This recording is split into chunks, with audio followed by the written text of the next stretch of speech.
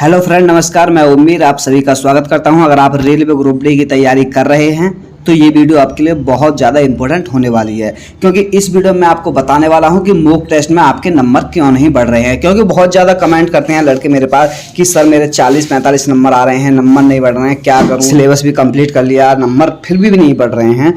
तो इसके लिए आपको क्या करना चाहिए, तो आज मैं आपके सारे डाउट क्लियर कर दूंगा। अगर आपने इस तरह से जैसे मैं बताऊंगा, अगर आपने ऐसा ही किया तो आपके 100% मॉक टेस्ट में नंबर बढ़ने लगेंगे।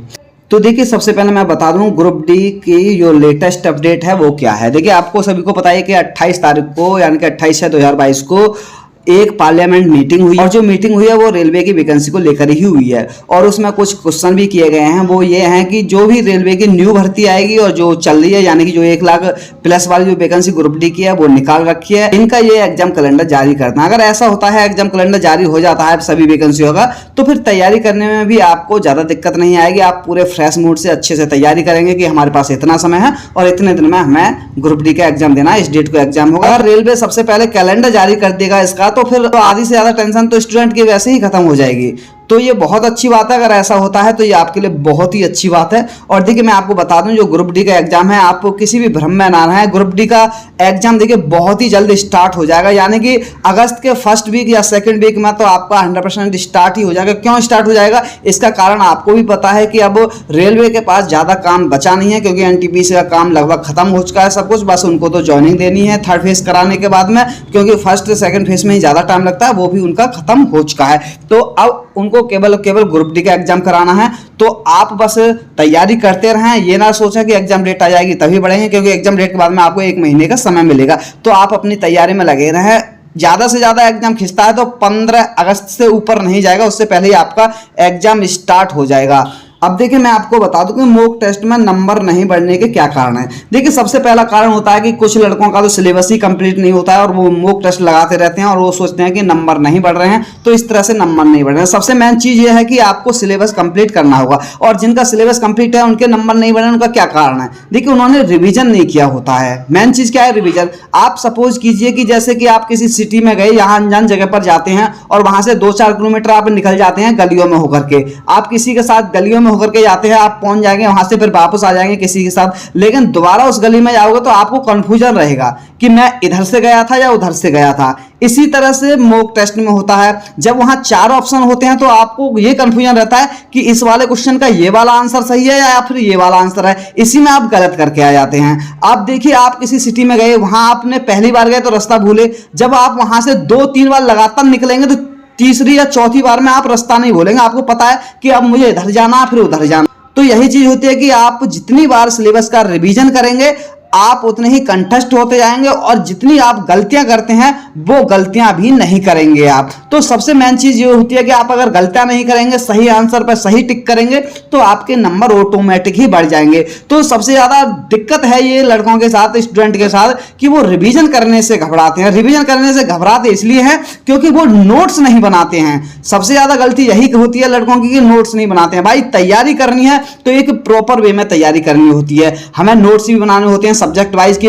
हमें देखिए क्या करना होता है, हमें एक रणनीति बनानी होती है कि हमारा एग्जाम ग्रुप डी का है और ये सिलेबस, और हमें इस तरह से इस ग्रुप डी एग्जाम को निकालना है। तो पहले मैं ये नोट्स बना लूं, उसके बाद में मुझे कुछ नहीं पढ़ना, केवल इन नोट्स से ही मुझे तैयारी करते रहना है। तो ये सारी चीजें होती हैं। तो आप जो बहुत से लड़के जो नोट्स बना लेते हैं वही तो आगे होते हैं कंपटीशन में। तो देखिए, सबसे मेन चीज ये है कि नोट्स क्यों बनाने चाहिए। नोट्स इसलिए बनाने चाहिए जिससे कि आपका रिवीजन अच्छे से हो सके। अगर आप बुक से पढ़ते हैं तो बुक से कभी भी रिवीजन नहीं होता है। बुक से आप कभी भी अच्छे से रिवीजन नहीं कर सकते हैं, क्योंकि पहले ही बुक आप 2-3 महीने में खत्म करोगे, फिर 2-3 महीने में खत्म करोगे। और जो नोट्स बनाते हैं वो बहुत ही शॉर्टली होते हैं। इसका अनुभव मैंने खुद किया है, खुद मैंने इसको परखा है, क्योंकि मैंने जब भी नोट्स बनाए हैं और उसका रिवीजन किया है, मेरी तैयारी बहुत बेस्ट हो गई है।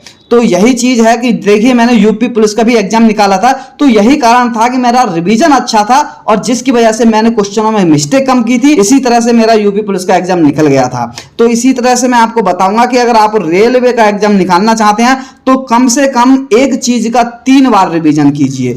देखिए, एक मेन कारण यह है कि आप जब भी मॉक टेस्ट लगाते हैं, आप ज़्यादातर ऑनलाइन मॉक टेस्ट लगाते हैं और ऑनलाइन मॉक टेस्ट से आपके नंबर नहीं बढ़ते हैं। अगर आप ऑफलाइन मॉक टेस्ट लगाएंगे तो आप उसका एनालाइज भी अच्छे से कर पाओगे और आपके नंबर भी बहुत अच्छे से बढ़ेंगे। देखिए, आपको शुरू में कम से कम 20 से 25 दिन ऑफलाइन मॉक टेस्ट लगाना है। अगर आप ऐसा करते हैं तो आपके नंबर ना बढ़े तब मुझसे कहना, और आप केवल और केवल ऑनलाइन मॉक टेस्ट लगाएंगे तो आपके कभी भी नंबर नहीं बढ़ेंगे, क्योंकि ना तो आप एनालाइज अच्छे से कर पाओगे। देखिए, ऑनलाइन मॉक टेस्ट जब लगाते हैं तो आपको क्या होता है कि आप जल्दबाजी में बहुत होते हैं वहां, और जल्दबाजी में ये होते हैं कि आपको जल्दी जल्दी क्वेश्चन करने होते हैं, टाइम से पहले क्वेश्चन करना होता है। लेकिन इससे पहले अगर आप 1 महीने ऑफलाइन प्रैक्टिस कर लें ना, ऑफलाइन मॉक टेस्ट की प्रैक्टिस कर लें, तो 100% जब भी मॉक टेस्ट लगाओगे आप 100% नंबर ना बढ़े तो मेरे से कह देना कि सर हमने ऐसा ही किया था और मेरे नंबर नहीं बढ़े हैं। क्या होगा कि अब आप ऑफलाइन मॉक टेस्ट लगाओगे तो आप हर क्वेश्चन का बहुत ही बारीकी से अच्छे से एनालाइज कर सकोगे, जो कि आप कभी भी गलती नहीं करोगे। ऑनलाइन टेस्ट आपको बाद में लगाना, बाद में केवल ऑनलाइन टेस्ट लगाने का उद्देश्य ये होता है कि आपकी स्पीड अच्छी हो जाए, आप समय पर क्वेश्चन सारे कर पाओ।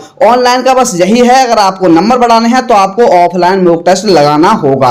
अब मैं आपको बता दूं, जब आप ऑफलाइन मॉक टेस्ट लगाते हैं तो इसके लिए सबसे जो बेस्ट बुक है वो कौन सी है, जिसका मुकाबला किसी बुक से नहीं है मार्केट में, इस बुक का मुकाबला किसी भी और बुक से नहीं है। देखिए, रुक्मिणी पब्लिकेशन की एक बुक आती है मॉक टेस्ट की, अगर आप रुक्मिणी पब्लिकेशन की बुक ले आते हैं, क्योंकि इतनी बेस्ट बुक है, ना कोई गलतियां हैं, बिल्कुल फैक्ट हैं, बिल्कुल लेवल के क्वेश्चन आते हैं। इसी बुक से आप अच्छी प्रैक्टिस कर सकते हैं। ये बुक बेस्ट है, यानी कि इस बुक का मुकाबला मार्केट में कोई बुक इसका मुकाबला नहीं कर सकती है। तो आपको अगर मॉक टेस्ट, देखिए मैं किसी बुक का प्रचार नहीं कर रहा हूं, मैं तो केवल अनुभव के आधार पर बता रहा हूं आपको, और जो सबसे ज्यादा अच्छी बुक है उसी को इसलिए बता रहा हूं मैं, मेरा किसी का प्रचार करने का कोई उद्देश्य नहीं है। तो देखिए, आप पहले 1 महीने रुक्मिणी पब्लिकेशन की बुक को कंप्लीट कीजिए, उसके प्रैक्टिस सेट लगाइए और उसका एनालाइज कीजिए। अगर आप ऐसा करते हैं तो आपके 20 से 25 दिन में ही नंबर बढ़ने स्टार्ट हो जाएंगे।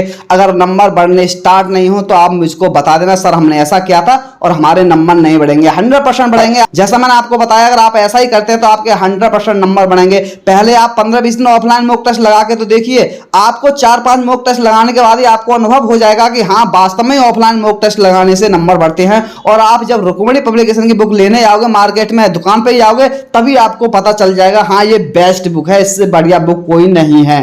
तो ये थी जानकारी आपको कि आपको मॉक टेस्ट में कैसे नंबर बढ़ाने हैं, क्या करना है और क्या लेटेस्ट अपडेट है, ये सारी जानकारी मैंने आपको दे दी है। अगर आपको वीडियो अच्छा लगा हो, वीडियो पसंद आया हो, तो वीडियो को लाइक शेयर जरूर करें, और जो मेरे चैनल पर नए जुड़े हैं चैनल को सब्सक्राइब जरूर करना है। तो थैंक यू, धन्यवाद, जय हिंद, जय भारत।